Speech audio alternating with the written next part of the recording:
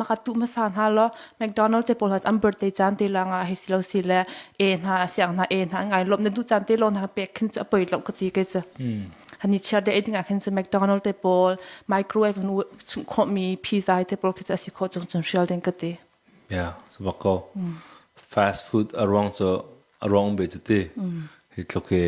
amun jong akiu ti lo mi amun jong an salo mi rol cho zai tlunda sian ron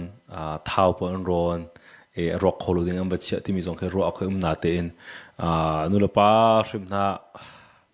fanai hi cha har ko fanai he boy pa thla chwa se fa la he boy pa thla chwan se ma long selo fa zau khan ti mi jong he boy pa ne rena kan film mi shrim ke se ga cha khatale cha fast food long te pack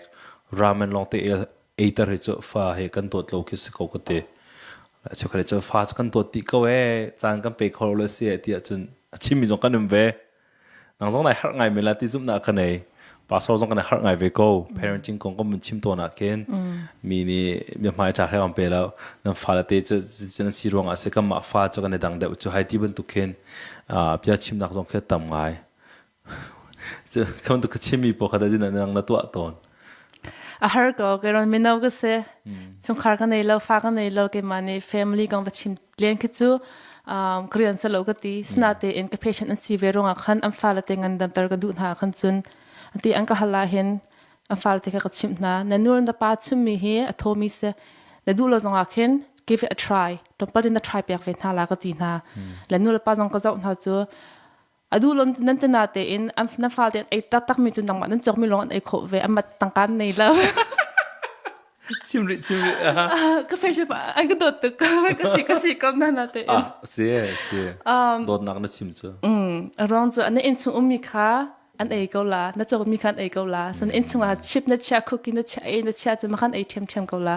in chu ngan dam na sa do mi yogurt hedi te pol me pe san heti te pol na ja mai thangat lo pal tis atha de atlum lo mi al tuk lo mi te pol ke man amma kha da na ai ala lem te ko na la kam ma kan ha se de lo zong a tomato khan chin tit na kan du lo cho dam pal tik in he de du sa te tu zong ai ve sang ko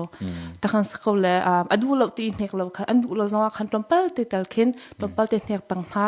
an du na ka ding na khan chin tin a kha thai an du lo khan real la maybe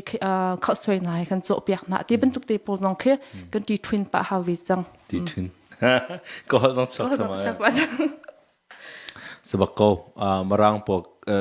marang po ti cho ka ram dang mi ngandam nak adu minul pa po khe an tua mi an ro mi tambak youtube pa ang ko recipe tampi ang ko hide we de ti khe lamang ko mi ka hu akin ko patuk na la kan ni cho hi long pe ka chu ka chon thiam chu hi long pe ka chu ka tua thiam chu kan te la ma zong khe arak se de lo dilong da kam fal kan tot ko na chun lam tampi kan na holding se ma long salo itim to ba khaw za kha chung cha je da kan ela ti mi shrim khe a har to ko tu ke ma kan nu man hen ken kan har nak tampi na te in za kha chung je da ni fatin den ela je da ngandam la je da ka fol la je da ka pek la ti mi khe khwa tam tuk rak ru azong kha hawe tim tu anak zong kha rak haw ma kha